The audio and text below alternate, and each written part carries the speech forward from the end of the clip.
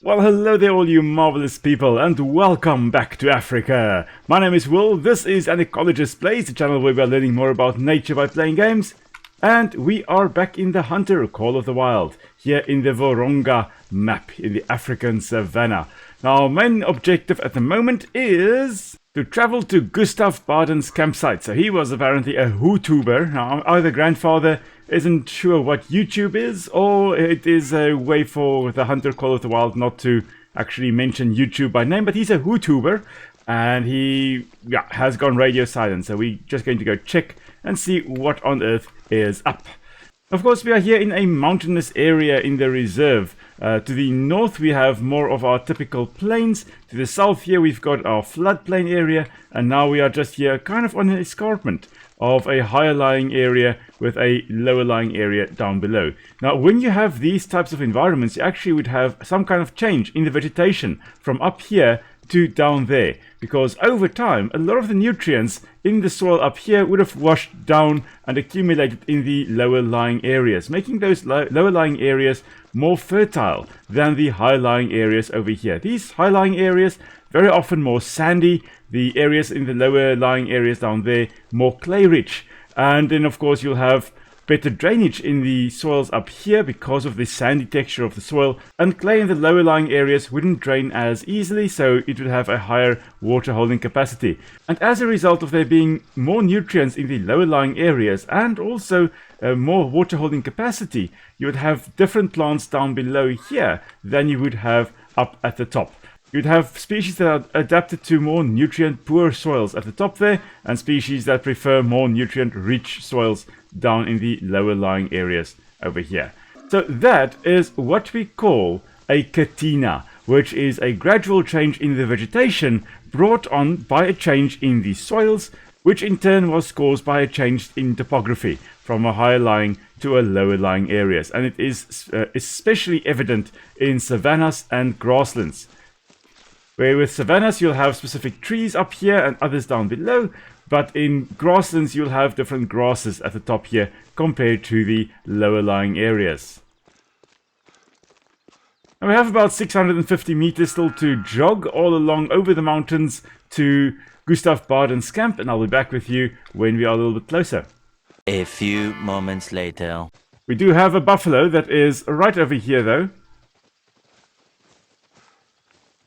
I am not too keen on it charging us. The rest of the herd moved past. He is, or she actually, is just kind of jogging at the back here. Okay. Do not do that to me. And I've been charged by a different bull. Okay, you know what? I am in a very, very dangerous spot over here. That one has been fatally wounded though, so that's good. And this one almost... Oh, this one got me. Oh, I am not going to make it, guys. Come on, just die already. There we go, one down. A wounded buffalo is an especially dangerous buffalo. Oh, and of course I have to reload. And I'm... well, that didn't go quite as planned. Okay. I'm going to go get a buggy. And I'll be back in a flash. Let's get on the Roy Gevaar again. And drive off to where our corpse technically is. Of course, buffalo are part of the Big Five for a very good reason, and we just saw that in action. A wounded one in particular is especially dangerous, and there are many reports of hunters who claim that the buffalo that they had wounded actually circled back and ambushed them to some extent, or just came charging from behind. Now, whether that is actually true or not, I don't know. I don't intend to ever find out. But in the game here, at least, as my wife Nic says, that, yeah, she's not particularly scared of any other animal, but the buffalo, those things scare her.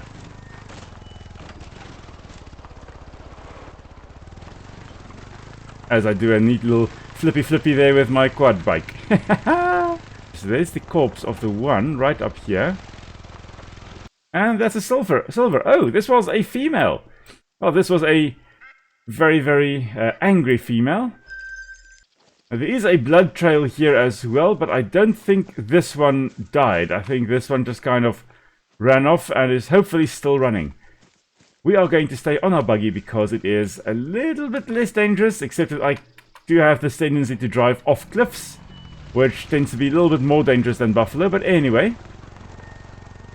we're just going to make our way to Gustav Baden's campsite, hopefully without any further incidents.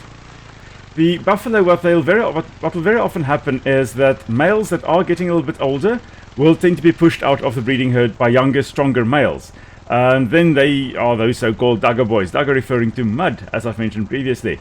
And then occasionally those males actually regain a lot of their strength, and they then try to take over the breeding herd again, or breeding rights again. And in some cases they do succeed, and they are then again the dominant breeding male in the herd. Now those dominant breeding males in some cases actually seem to tolerate subordinate males, even if those subordinate males actually end up mating with the females that is in his herd. So they're not that strict in terms of who gets to reproduce or not, but the dominant bull in a herd will have most of the breeding, if not all of the breeding, in the herd. Until you find that Mampara bud. Mampara is actually like an insult to a person. Mampara, we call someone a Mampara, it's You found Baden's camp? Where's Baden? You're a scout? Figure out where he's gone. Okay, I'll do so now, Grandpa. But Mampara is really like an insult if you want to, like, He left a note. call a person an idiot. Like a really, well, not idiot in a nice way, but yeah. Let's have a look here. Oh, there's blood here. This isn't good. What a fool. I hope he falls in that dung. We've got a whole reserve to mind. We can't spend all day chasing a HooTuber or whatever that means. But at least now we know there are poachers active somewhere in the Zonga. We have to figure out where exactly. Until then, you should be Oh no. Your brother says one of our electronic trackers has gone dormant. The tracker on Rambolo. She's our last Melembe. Our last rhino. Aww. You must go to Rambolo's last location and find out what the problem is. Oh Hurry. no. If those poachers have found her, Rambolo is in trouble. Okay, so a lot to take in there. First of all, the HooTuber over here. If we're looking here at Gustav's hangover note, it says here that first of all he met some friendly local hunters. We are the buffalo. No.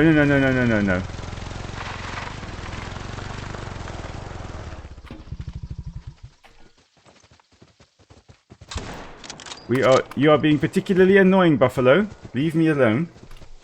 Didn't do much, that one. Here we go. Fortunately, again, not a vital.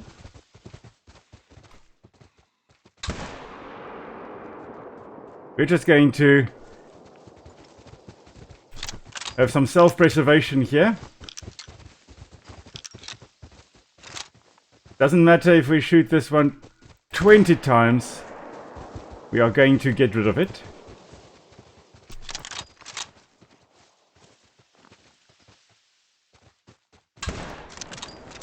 Really a poor shot, I'm afraid.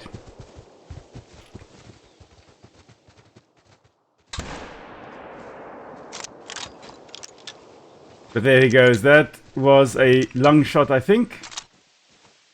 Finally. Okay. This looks like a male, though. It's got quite a big boss at the bottom here, or at the top here. So the horns of the males are much closer to one another and really forms this big boss. So let's have a look, see whether this is in fact a male. It says it's a female, but yeah, this is a male's horns, I'm afraid. I'm pretty sure that will be a male. Could have been a little bit taller perhaps for the male, but yeah, I'm pretty sure this is in fact a male. Would have been a silver, but we shot it 1, 2, 3, 4, 5, 6 times. They don't go down easy. That's for sure. Anyway, so as I was trying to say before I was so rudely interrupted, I'm the only hunter on the reserve, so these local hunters are most likely poachers, unfortunately. He had lost a lot of his gear, including his radio batteries, so obviously they had robbed him. As long as I have my camera on, mission continues. Those hunters tipped me off some local fungi that may help me see the Iloko. So I'm off to look for buffalo dung. So what he's talking about here is actually a type of hallucinogenic mushroom that tends to grow in dung of large herbivores. Things like buffalo, but I think mostly in rhino and elephant dung is where you'll find it. But yeah, just trying to, I guess, have some spiritual experience while out in the African bush, as we are having our own spiritual experience and seeing the light flash before our eyes by driving around with a buggy, backwards, down a cliff, because why not? Unfortunately, with the poachers most likely being active in the reserve here, we have to go and see whether we can find our last white rhino on the reserve. And unfortunately, white rhinos around Africa, all over Africa, are being heavily poached. And there have been periods where the rhino populations had gotten very close to extinction, and then some amazing conservation efforts had happened, and then they were, they recovered. Oh no. Please let her be alive. Please, ancestors. Okay, everybody, this may be a disturbing sight for you. This is a tragedy. I am gutted. Oh. Rambolo wasn't just an animal. She was like family to everyone on this reserve. Shame.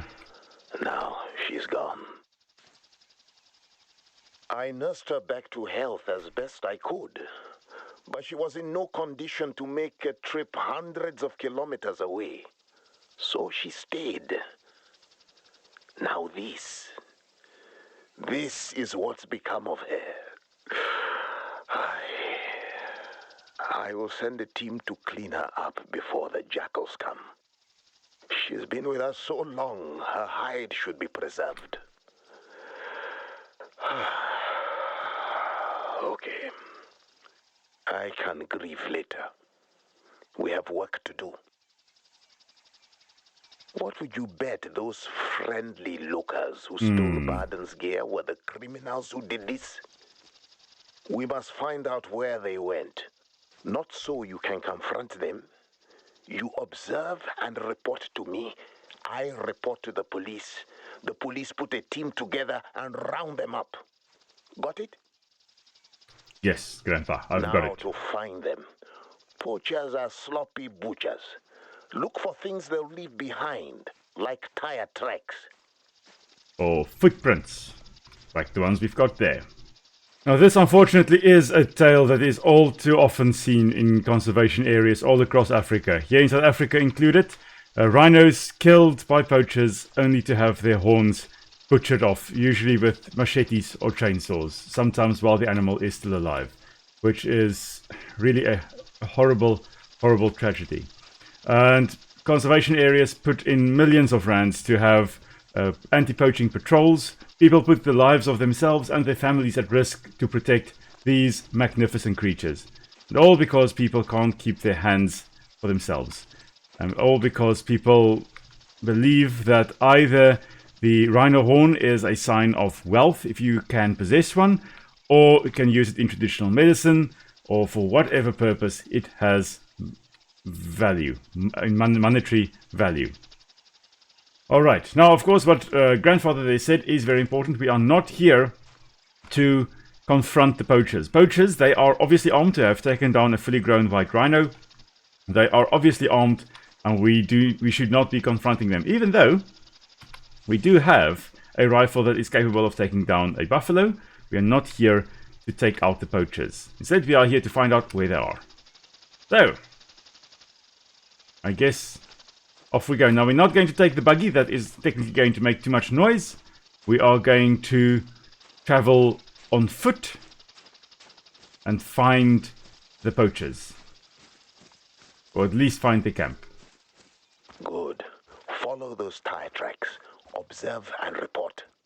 Okay, so we've got tire tracks here that were obviously not made by us nor by the rangers on the reserve. They're obviously made by the poachers. Now, what Grandfather there said, he nursed the white rhino that was unfortunately killed there at the back, most likely as she came down to drink water, because rhinos are water-dependent species. They need to drink pretty regularly, and you often also find them wallowing in mud pools. But as she probably came down to drink, she was then, of course, taken out by the poachers. Now, he said that he had nursed her back to health many years ago. Yes, grandfather, I am on the road. Trust me, I am following the tracks nicely. But he said he nursed her back to health, and that most likely means that she survived as an infant when her mother was also killed by poachers, or she was injured in a previous poaching incident. And then he said that she wasn't strong enough to actually make the journey to another conservation areas, which indicates that they most likely evacuated all the other rhinos that were on the reserve here, but unfortunately she wasn't strong enough to make that journey. Now, something similar happened here in South Africa, not quite the same, but here in South Africa in the Addo Elephant National Park there was a black rhino named Jack, and he was in an area of the reserve, and then initially they were brought in. Some black rhinos were released into the Addo Elephant National Park just to repopulate the area or put some black rhinos back into the reserve. And then after a while they realized that, they had actually put in the wrong subspecies. They had put in a northern subspecies, not the one that was actually found in South Africa. And so they made the decision to actually take out and relocate or translocate a whole bunch of those rhinos they had brought in. But Jack was too old to make a journey elsewhere, so they kind of just fenced off the area that he was in, and he stayed there. Actually, they fenced it off for a different reason, actually for vegetation studies, but Jack remained in that vegetation study site for an extended period of time until he eventually passed away of old age. So again, another example of an animal that wasn't strong enough to make the journey to a faraway country or reserve, and instead remained in the area where he was, similar to the one rhino we had here. Seems the vehicle here was covered by a tarp. Be on guard. Maybe this is their camp. So that is obviously to reduce the likelihood of it reflecting and indicating that there is a vehicle parked over here. And also if choppers fly over. They're a group, so you'll probably hear them coming, but you never know when they'll be back.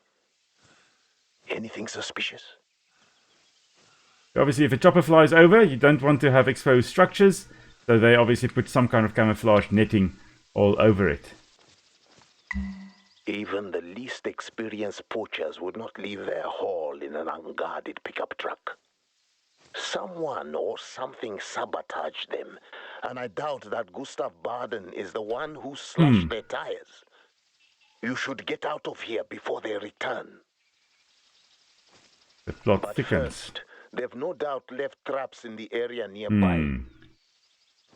Do a quick sweep to remove them before you leave. Now, traps would very often be put along game trails, so we would be looking in little areas like this where animals would actually be forced through. There would be traps all along areas like that. Not sure whether they have put it in a realistic place around here. Let's have a look. Well, here's one right underneath a shrub. I highly doubt they would actually catch anything over here unless something were to try and come into the shade here. Highly, highly unlikely. One less animal for the poachers. But I'd never leave just one trap. Keep scouting. They most likely would have put either like a gin trap over here or another snare trap, either in between these branches. When the animal comes between here, they actually hook their necks in there and they then die as a result, or it pulls onto their legs as they walk into it, and then they eventually lose the use of their legs, or they just remain there. It can take a very, very long time for animals to die in the snares. They also wouldn't really be putting it this close to their residence. I mean, their house or their little shelters are right over there, and there's a snare right over here.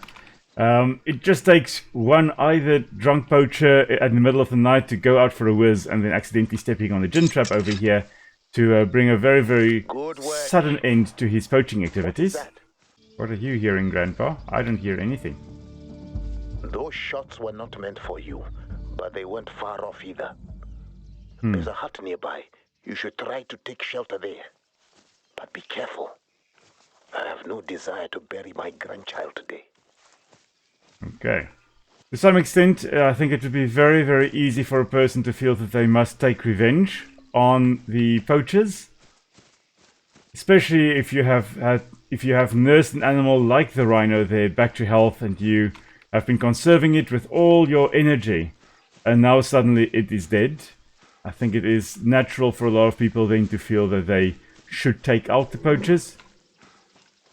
But that just leads a person to very, very dangerous territories.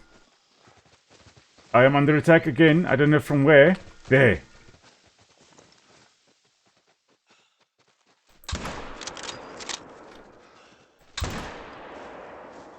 That should take it down a notch. Come on. Thankfully, a big animal like this, you can hear a mile away. And there he goes. Oh, oh my word. You can at least hear the footsteps as they approach. But still, I mean, if this thing decides to charge at you, there's not really much you can do. There's another one up there, but that one, those ones at least. Those are little frickies, those are little warthogs. They are at least fleeing. I see smoke up ahead. Interesting. Now, the rhino that was poached there, it was actually a greater likelihood that it would have been a black rhino based on habitat. Black rhinos prefer habitat like this, a more dense, thicker vegetation, whereas your white rhinos will mostly be on plains, in open areas with grasses. They are grazers, whereas the black rhino or the hook-lipped rhino are your typical browsers, feeding on shrubs and trees rather than grasses. The mouths of the white rhinos are adapted to take in a whole bunch of grasses. They are bulk grazers, whereas your black rhinos, with their almost prehensile hooked lips, they're able to browse quite nicely, taking leaves off the trees, leaves and little branches off the trees. So very, very different habitats that those two prefer, and that they therefore don't actually compete with one another at all. They occur in very different habitats, feed on very different things. There is very, very little overlap in their niche or role in the environment. Close to the hut. Stay low, stay quiet. Make sure you're alone. Swing low, sweet chariot. So, Solplaiki hut. The Solplaiki was a South African, as far as I recall. Wonder why there's smoke going over there.